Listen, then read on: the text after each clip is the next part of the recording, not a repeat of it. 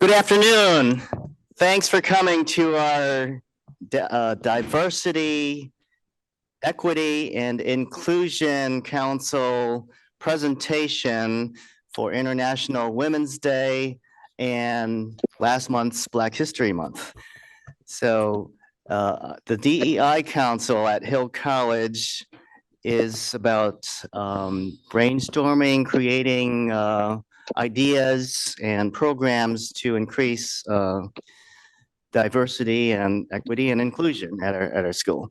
So today we have Cleburne's Peggy Cross, who has a lot of stories, challenges, successes, and things that we can take away from. We also have, Miss Bush, Eleanor Bush, who is a Hill College professor here in biology, who will join us, and Johnny Dollarhide, which is another Hill College professor of sociology. So take it away, Johnny. Hi, thank you, Dr. Mike. And good afternoon to everyone, and welcome.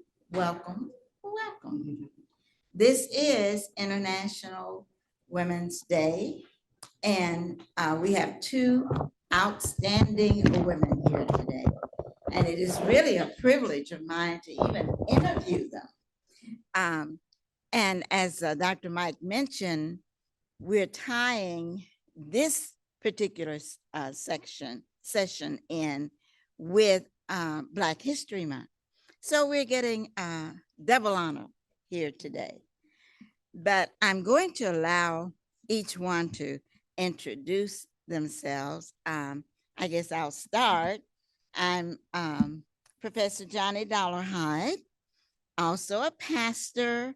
So my tag name that you'll see a lot on social media will be Pastor Johnny because of that. But I love being in the academic world.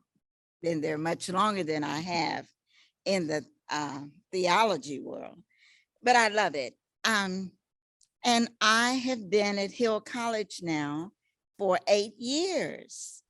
And before then, I was at Texas Wesleyan University, and before then, the University of North Texas, as I was doing my doctoral work on my PhD. So I'm loving it, love sociology, love teaching sociology, talking about sociology, and that's kind of about me. Now, Pastor Peggy is what I'll be calling her, and Miss Bush, I'm gonna let them tell you a little bit about themselves. Pastor Peggy, if you'll start, yeah. Good afternoon, I'm Peggy Cross. I've been here in Cleveland for 37 years, originally from New Orleans, Louisiana, and an educator, retired teacher, author, mother of 8, married Kirkland Cross, Pastor Kirkland Cross Sr., and seen so many diversities, inclusion, things that were equitable, things that were not equitable, struggles, and watch my children grow up with the similar struggles and disparities in education. And the key word is faith. It takes faith to overcome your struggles. It takes faith to keep going. And it takes courage to know that you are validated, to know that you are important, to know that you are somebody. And I'll continue later, but I'll pass it on. All right, Miss Bush. Good afternoon. Of course, I'm Eleanor Bush, and I've been at Hill College 27, maybe going on 28 years. I'm originally from Alabama, born and raised there, attended school, and then crossed the Mississippi for the first time in 73. So I really didn't know what to expect when I came to Texas. But so I can say that now I am a Texan, because of the many years that I have been here. But I will say that working at Hill College has been the best experience I've had when I compare it to the other schools that I worked at. I worked at Wiley College. That was my first job, and it was in East Texas. And I can say that it was an adjustment. I got to experience racism and I guess you could say gender inequalities and so forth. But from there to Bishop College in Dallas, and then eventually to Hill College, which has been my home now for these years. All right. Very, very good. And that's interesting you say that you experience racism at an all-Black college. Yes, historically Black. Yes, historically Black, one of the HBCUs. So that it really shows us that women have had quite a journey from the gender thing and racism and all of the above, really. But as we begin to look at that journey and kind of go into what has gone on and how we as professional women now have gotten to the point we've gotten, degree authors, what steps, what took place during that journey. And I guess my story would actually be as an ordained minister in a predominantly mainline African-American church. I was very surprised to know when the call went out to interview any pastors who had pastored a church 20 years or more, and they were all men. Mhm. And so somebody wrote and said, well, where are the women? So we ended up, and we're talking a church that includes every state in the United States and some international. So it ended up, I happened to have been one of the women who pastored one church for 18 years. And then there was one other who was a mentor under me who had pastored. But to think now that you have this call for anyone who's pastored a church 20 years or more, one church, and there were no women. So I was surprised at that. And then I looked around and I really thought about the journey as a woman in ministry. So the racism may not have been apparent because our church is predominantly Black, but the sexism and misogyny, all of that was definitely apparent. Women were given the smallest church, if given any church, because the men needed the big churches to take care of their families. So that's been a part of the journey. And honestly, it has not changed a lot since then. So tell us a little bit about your journey, Pastor Peggy. You have a journey of education. Yeah. How has that been? Well, I moved to Texas with 2 years of college from LSU and no back in the day. It's now, University of New Orleans. But I was a mother. I was married, and my husband was transferred here from the power plant in New Orleans. And so I stayed home with the kids. And then opening came for me to work at a daycare. I love children. And so I took that offer at Geneva Overton Underprivileged Daycare. But they told me I had business courses. They say you needed human growth and development courses on how a child develops from infancy to 18. And here was Harold College. I came here to take those courses and met Chris Patton. I don't know if any of you know her, but she was here, and different professors that encouraged me. And I enjoyed the visit for a semester or two. Then I came back to take a computer course I needed. I was attending University of Southwest Adventist College, and I graduated from there in '94 at the age of 40. And so I waited and persevered until my kids were old enough so I could leave home and attend classes. But I felt the call also to preach. And the church I was in, they didn't believe in, you could speak, you could teach Bible, but you couldn't get in the pulpit. And so I waited, and my husband decided, okay, we're going to do this. He gathered a bunch of pastors who believed in women ministers. And we went and got ordained. I got ordained same time my son got ordained. But then our journey led to mission. I had a daughter that went to Africa after her college degree on mission. She loved the babies. And I met some women pastors over there.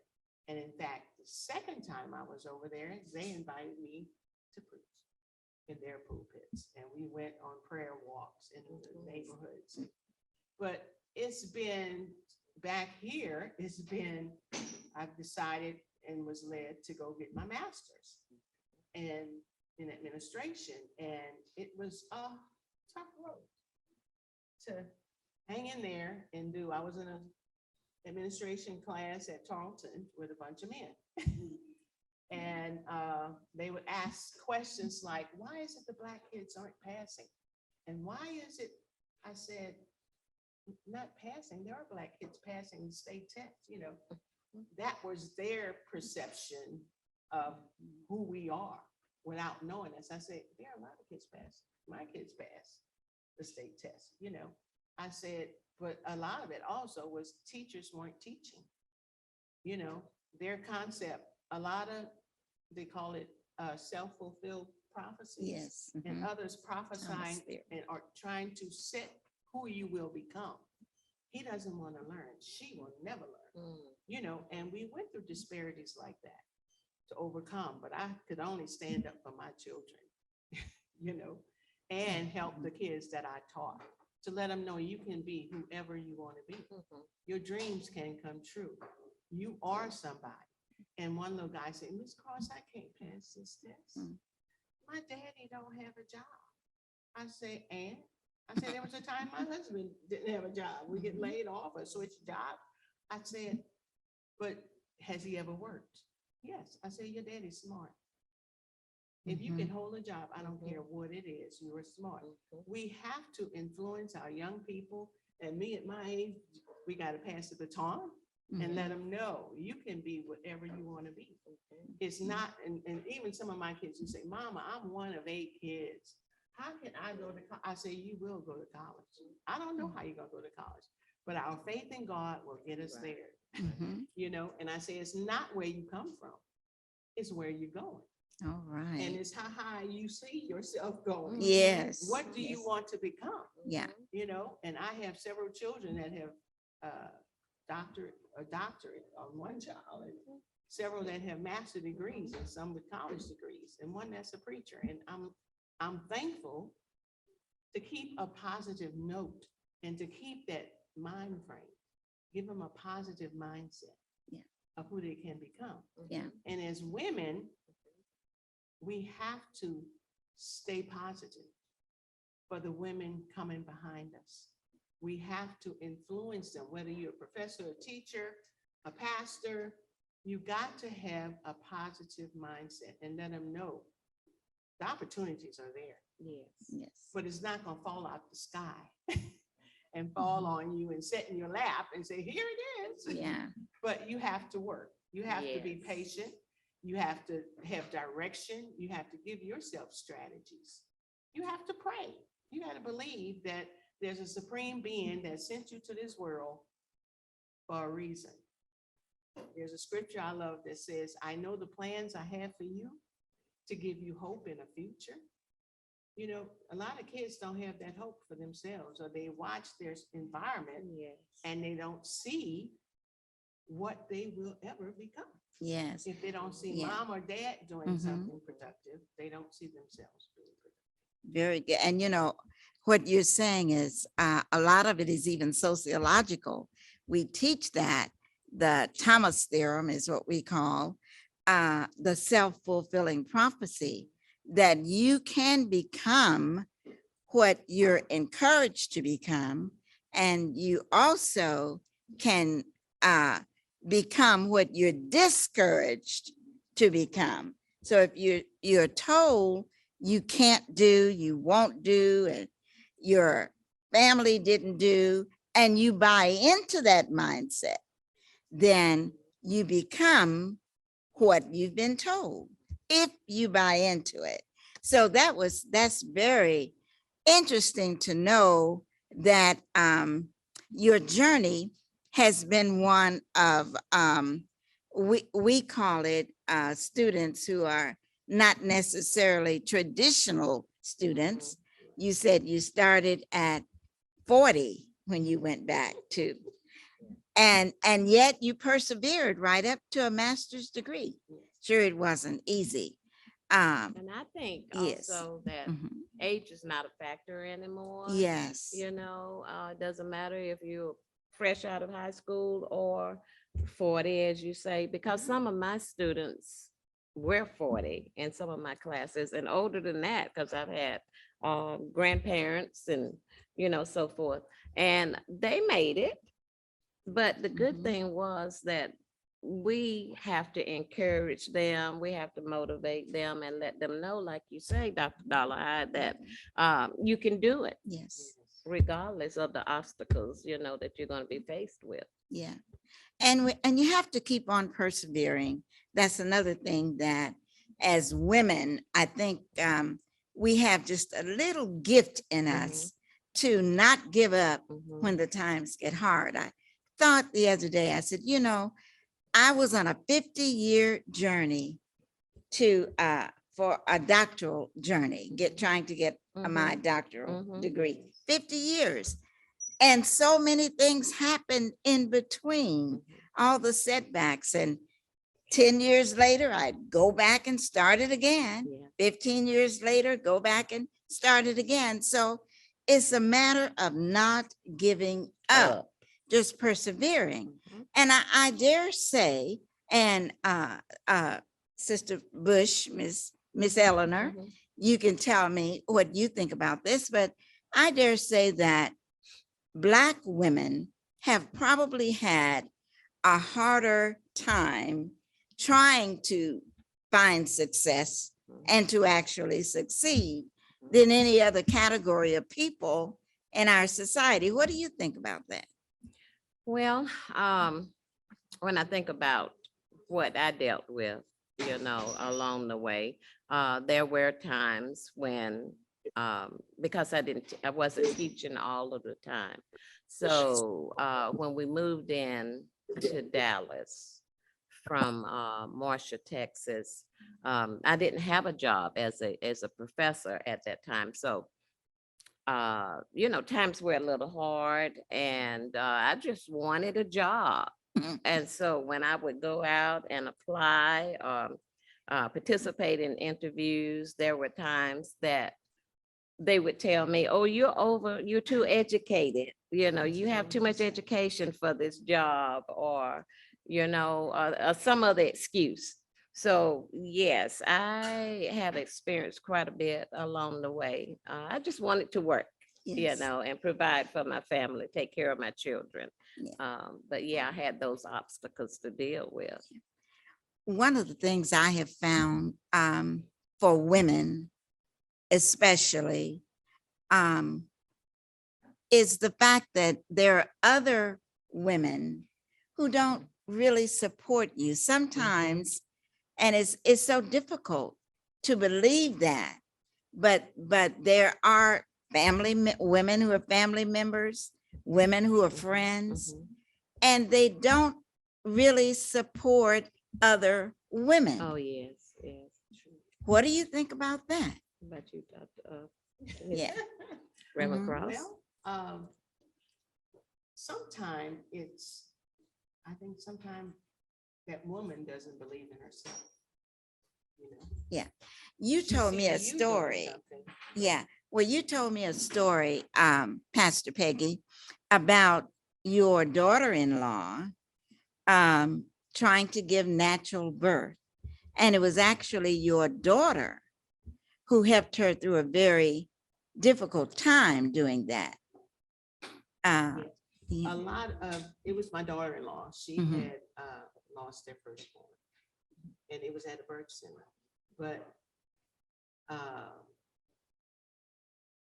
I can't go into detail, but Yeah, she overcame that. And with Mhm. any mother losing a child, it is hard. It was full birth, full term.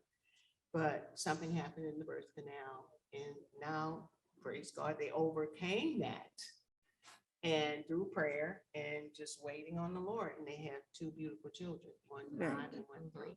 But then most of my daughters, they start reading about the disparities in the health community, where professionals aren't treating African-American women the same when it comes to childbirth.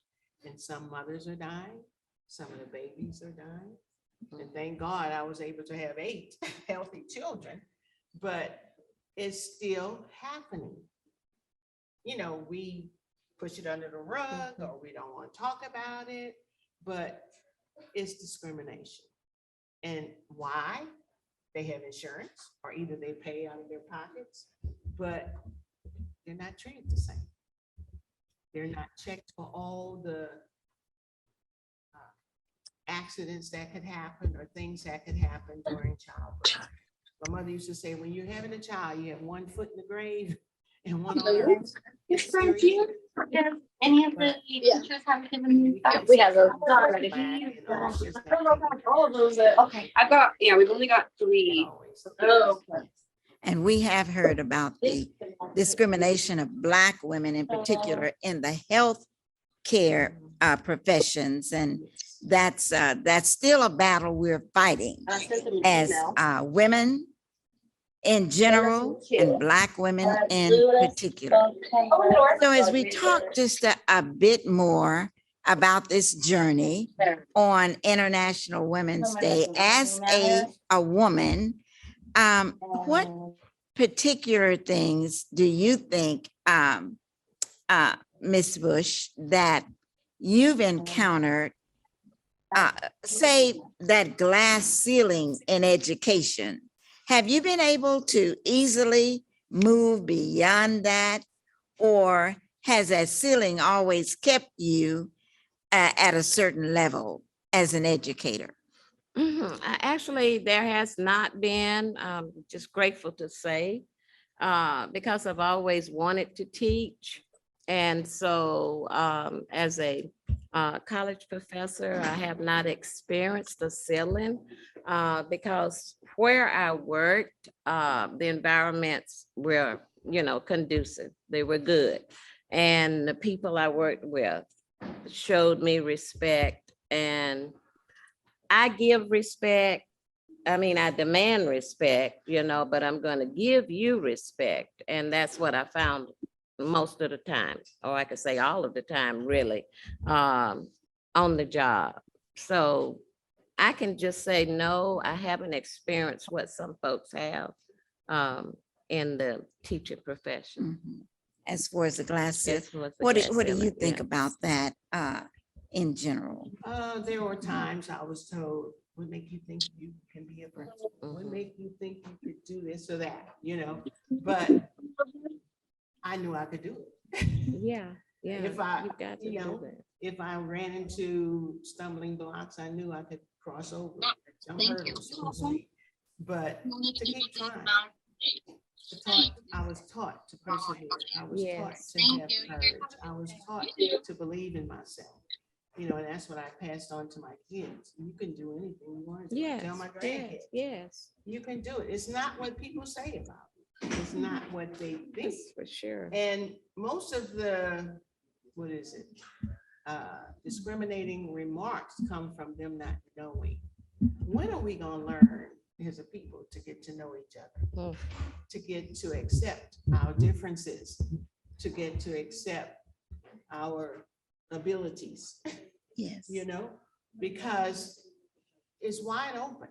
We all, the Constitution says we all are created equal, Yes. you know. Mhm. We all have a mind, a brain, the organs, the body. We all are created equal. Now, it's what you do with yourself. How you Right. think. Do you think poorly of yourself? Do you think nothing is possible? Mhm. You know, I think about, who was it? Mary McLeod Bethune. She was the granddaughter of Negro slaves, and she started a school back in Mhm. 1800. Mhm.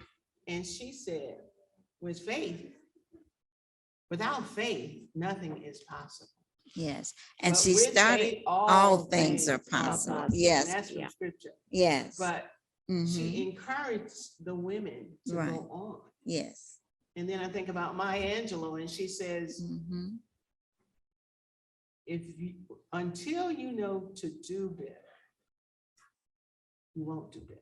Mhm. But when you know, you will do better. Mhm. You know, At least you should.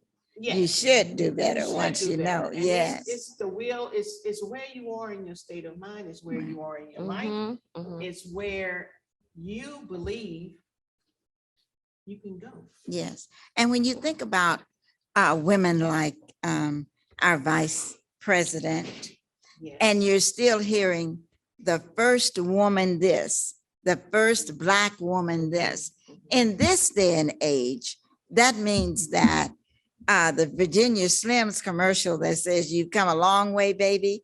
Well, we probably need to add to that, but you still have a long way to go. Yes. We yes. do. Yeah.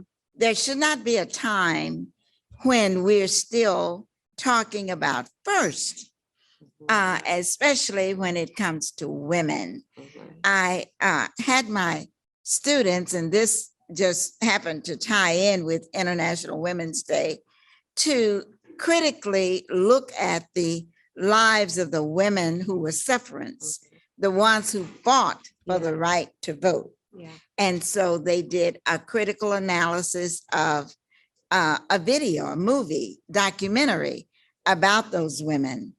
And so many of them really did not believe that just 100 years ago or less, women couldn't vote. That's true. We take it so much for granted now, Right. but women actually did not have the right to vote. And we know African Americans didn't. Mhm. So African American women were even further behind getting the vote. And what they went through, the challenges, being arrested, being assaulted, just to fight for the right to enjoy what men enjoyed, and that is the right to vote. So we really do have a long way Oh, to go. yes, we've come a long way. Yes, we've come a long Right. way, but we have a long way to go. And as we begin to close this up, then I just want to end it with us talking a bit and encouraging ageism. We're all women of maturity. It's a good way to put it.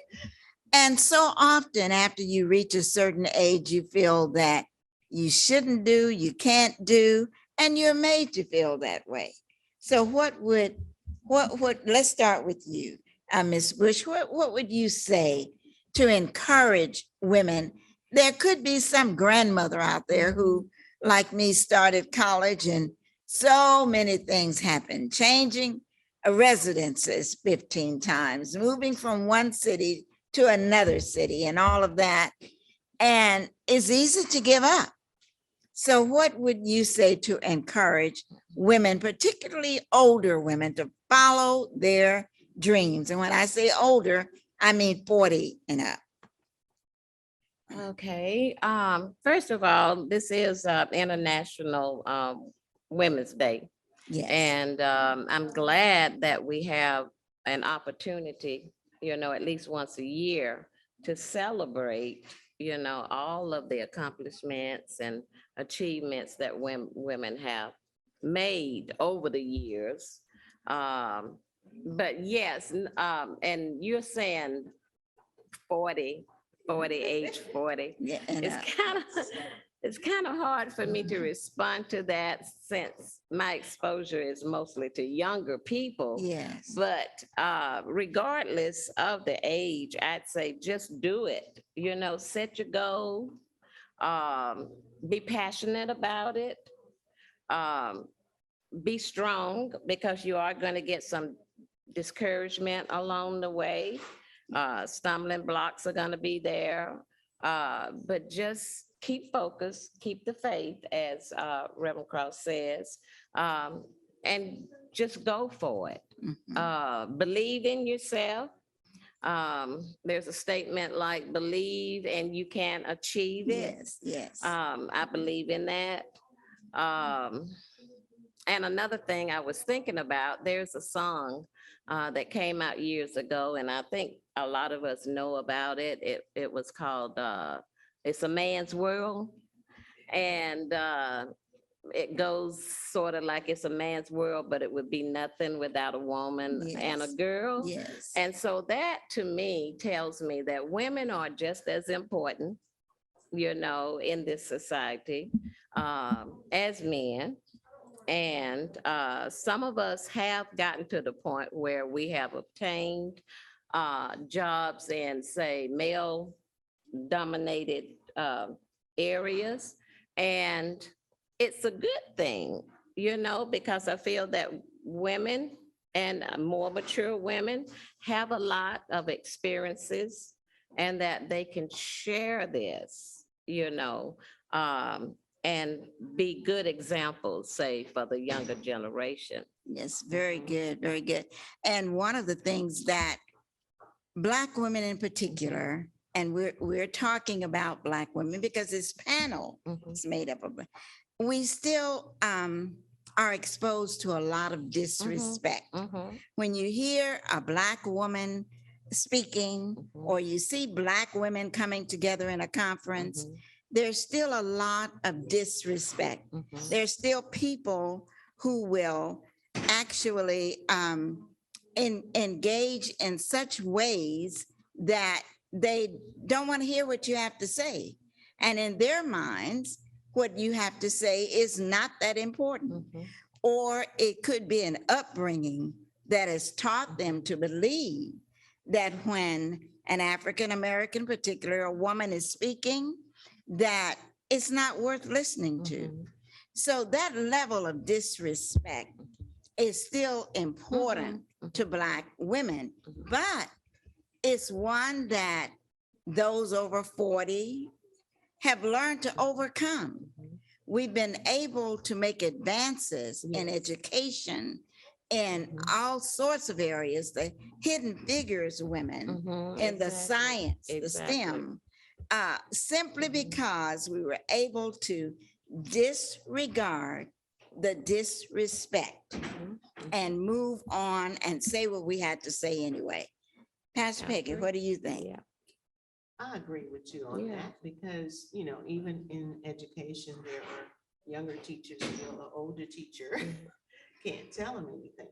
But the older women, seniors, whether you call them seniors or seasoned women, we have more experience in life itself.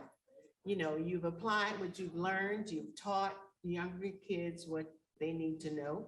And then you've experienced the hurdles, the rough spots, the stumbling blocks. You have experienced things they have not experienced. My husband and I talk about, we've taught our kids up to 20 and 30, but we haven't taught them about being 40.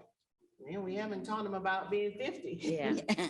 But in the workplace, no matter where it is some respect that is needed for the older.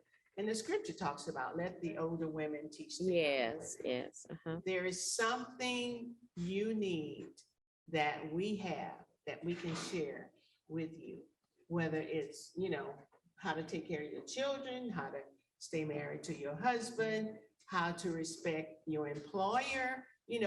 I've seen a lot of young ladies come out of college and they went, yay, I've arrived. I know it all. But you still have a lot to learn. You have book knowledge. Yes. You took a test, but you got to get that experience under your belt. Yeah.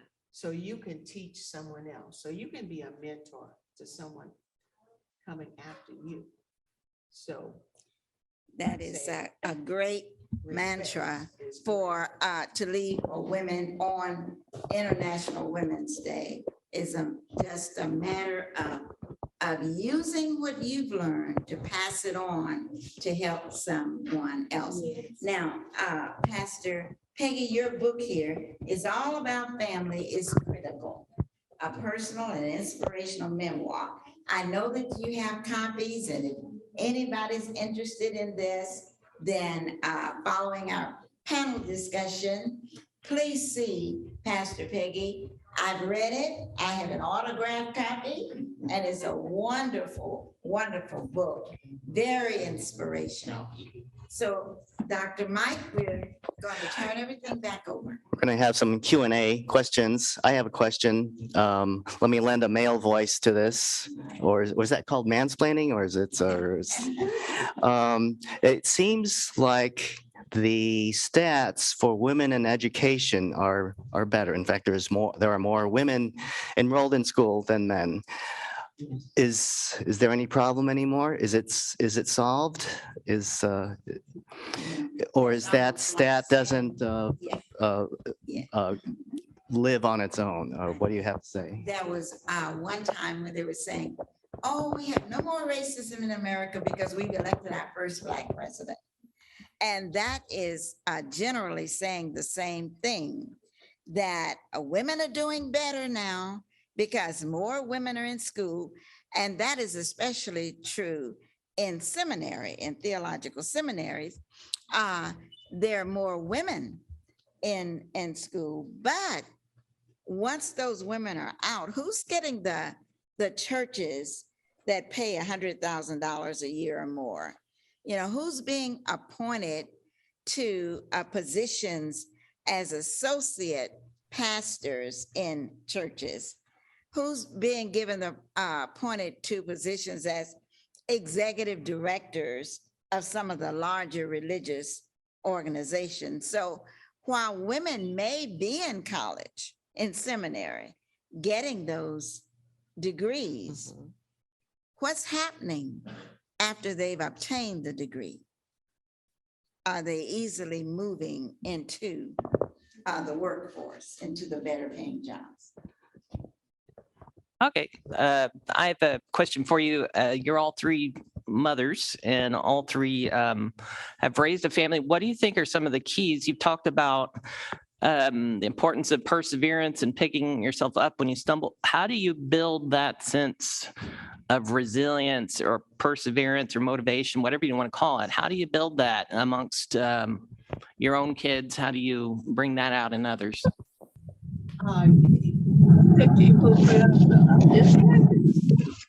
Encouragement.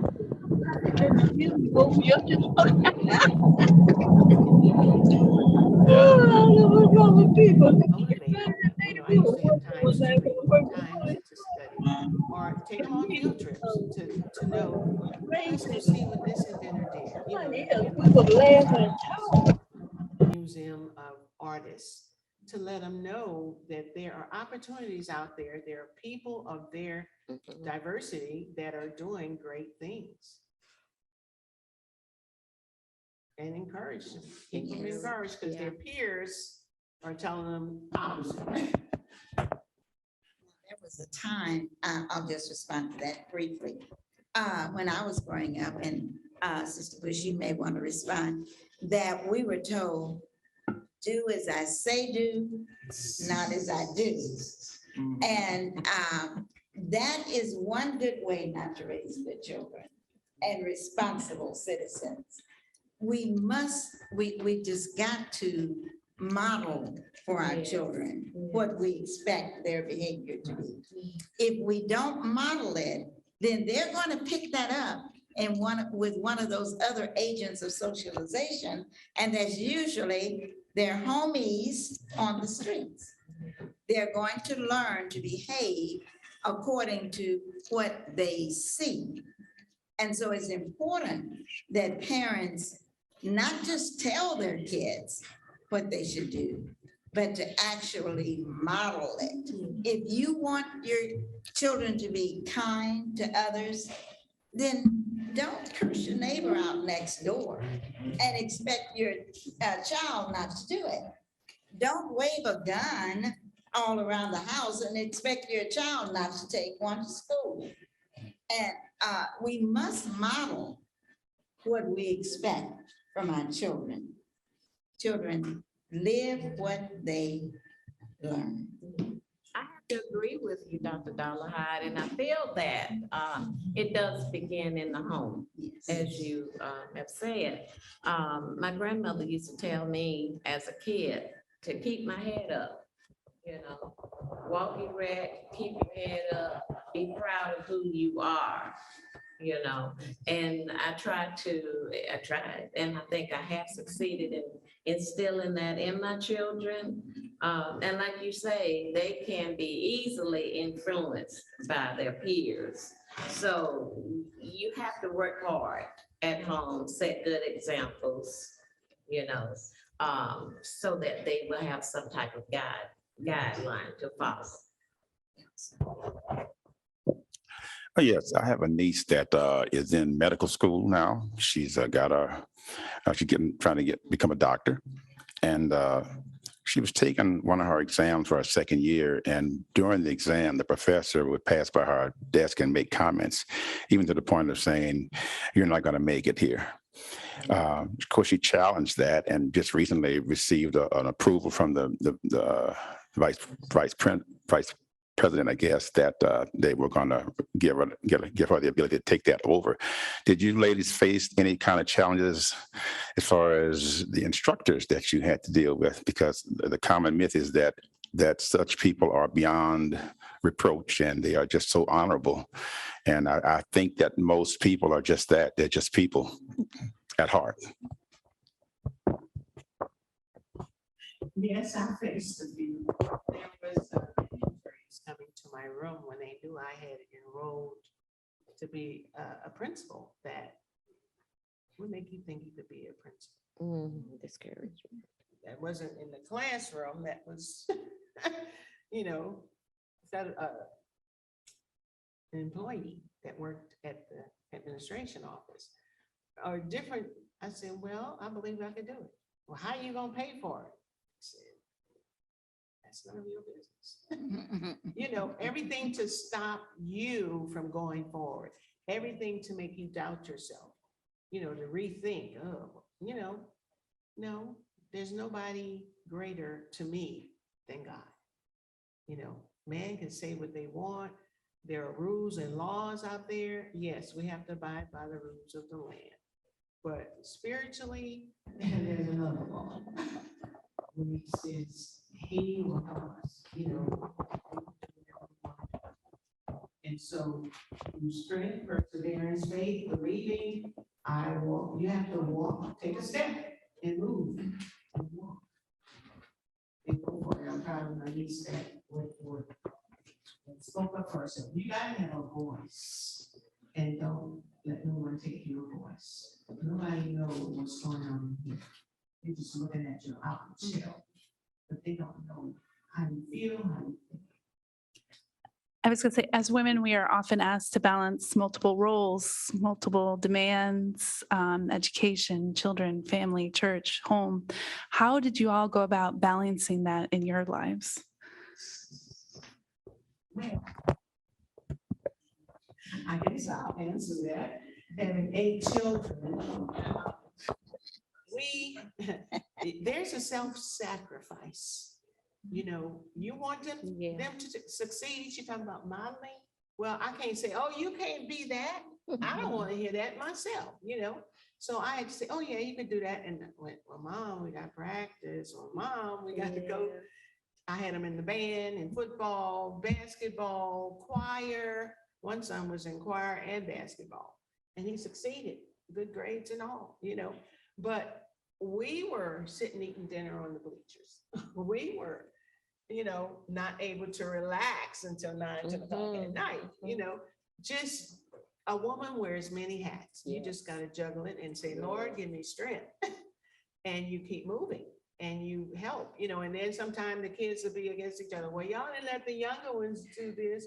They get away with everything, But I say, well, there are times and seasons. There were times my husband was out of work with the older kids, and there were times he got a promotion with the younger ones. Yes. And then the older ones were in college or on their own with their jobs.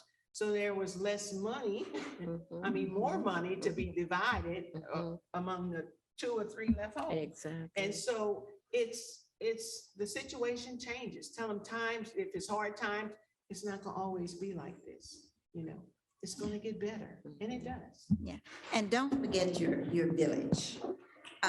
Those around you, the neighbor next door who can help out. It takes a village to raise a child. So don't forget your village. As I was raising my children, I'm from Texarkana in Texas, and I was living in Tyler. So I didn't have that family village there, but there were friends of my mother who lived in Tyler. There were people in my church who helped me. And without that village, I raised 4 children. And it would have been very, very difficult without that village. And then it continues, because now I have 10 grandchildren, and I've tried to be there for them to help their parents. So don't forget the village, those who can help you. Don't try to do it all by yourself. I had one more question. Kind of a follow-up to what he was saying. I actually was, this may date me a little, but I was struggling in graduate school. My dad was kind of passing away, and I didn't turn a paper in on time. So I went to my professor's office hours before it was a night class, and to talk through some of that stuff, and said, can I turn this in late? And it was, it was kind of a mess. But one of the things that they said in the class that night was that women really are desperate housewives, and went on to talk about kind of, being hysterical and how that makes it hard in education. And so just a follow up, yeah, that's definitely been a thing. But my question then, on a related note, what do you think there is a big gap between people of color and some of their white and Asian counterparts when it comes to, like, say, STAR test scores and success in college. We've been looking at a lot of those numbers. What do you think schools can do to help close that gap? What are some of the changes you'd like to see in your community schools, for example?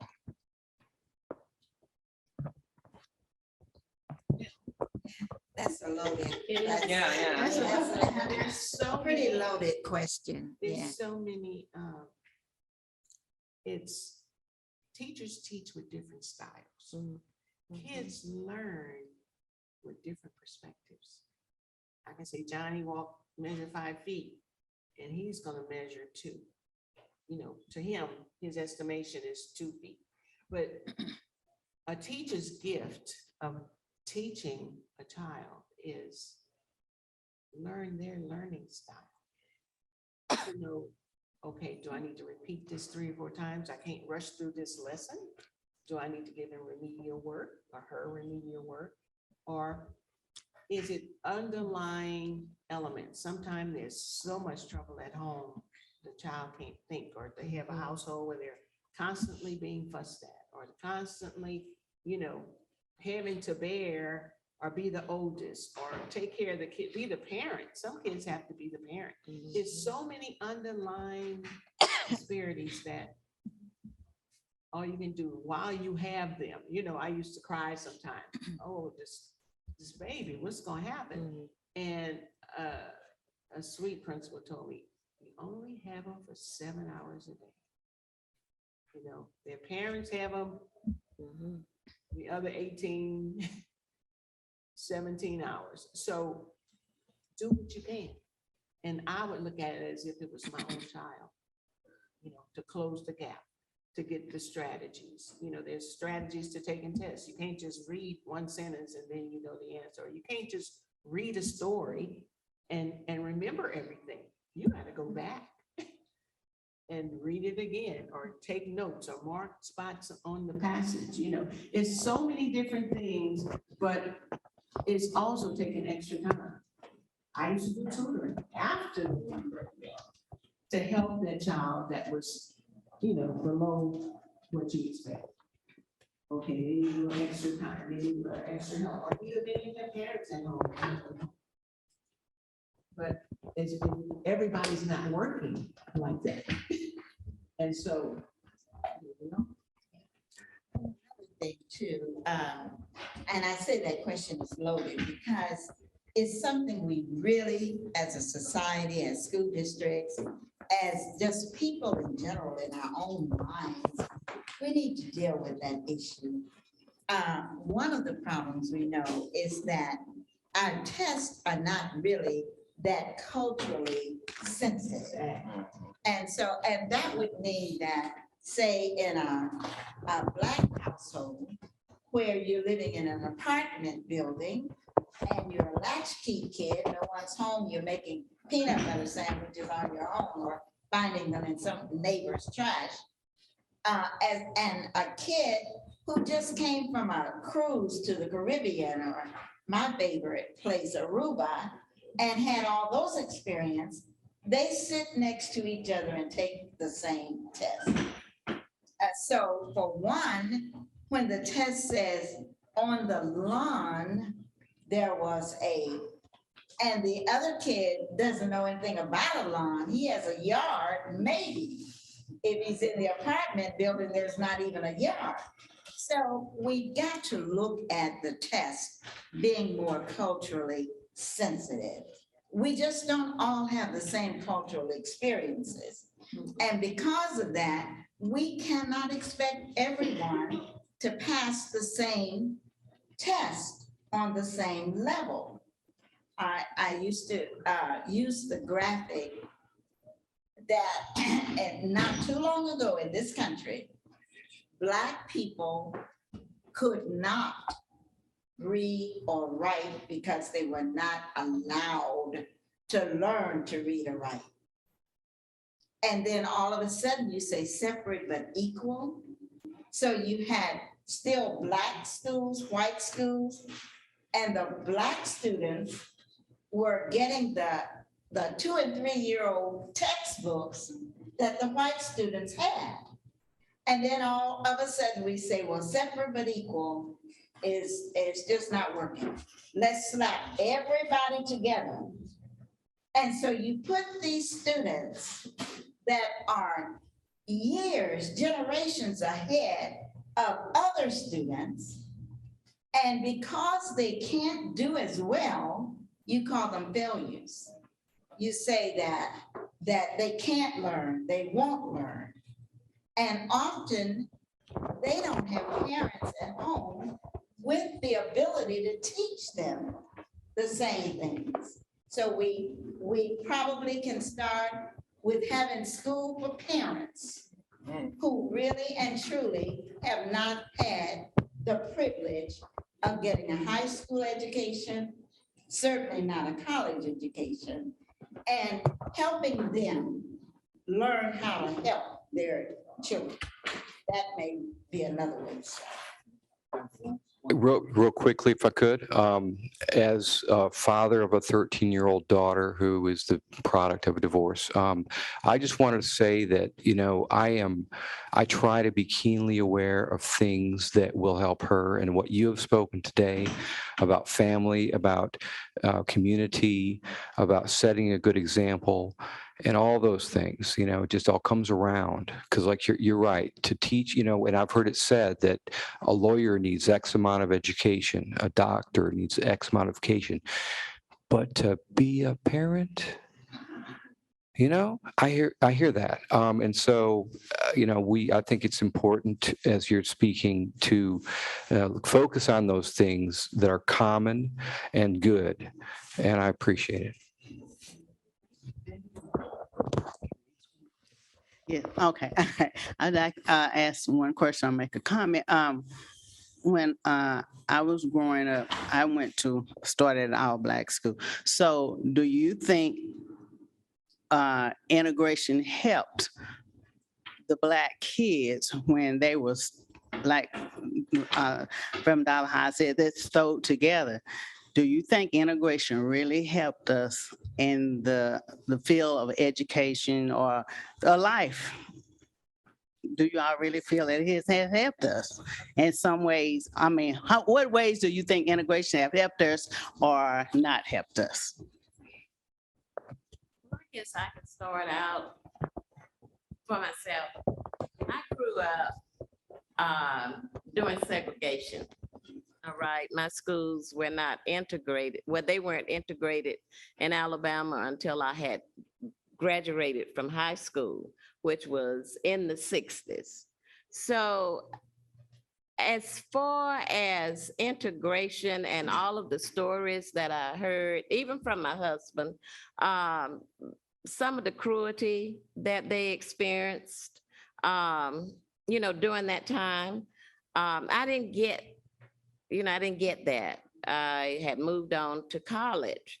But as far as integration is concerned, I do feel that there is a positive aspect to that, even though it was more like a culture shock to the Black race as well.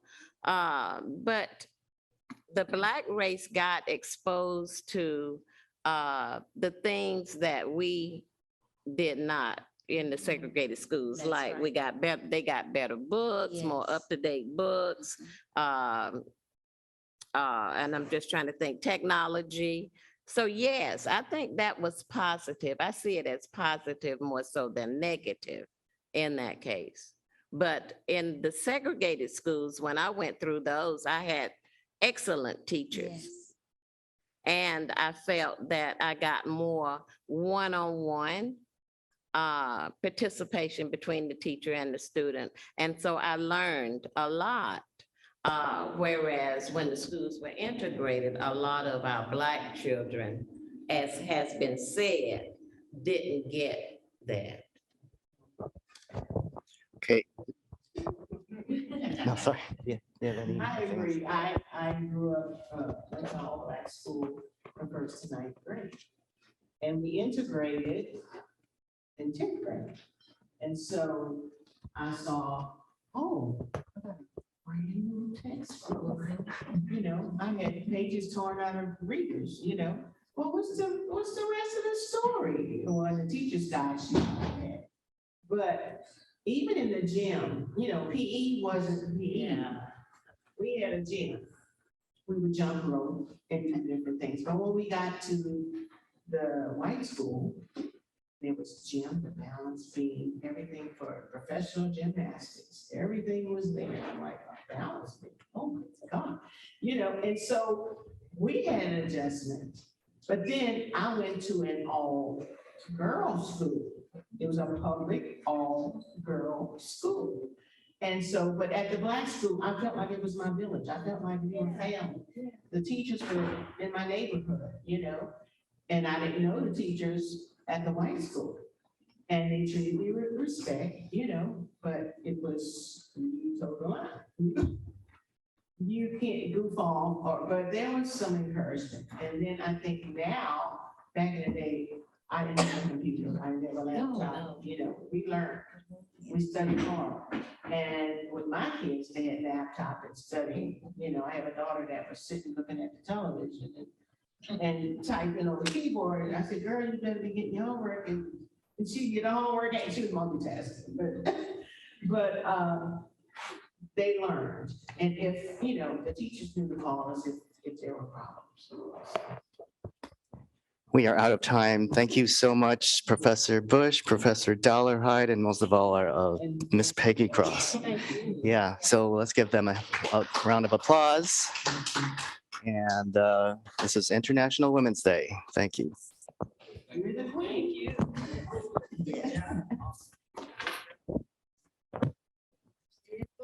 Yeah, and thank you for this. I didn't realize that you had authored this. Yeah, I will definitely read it.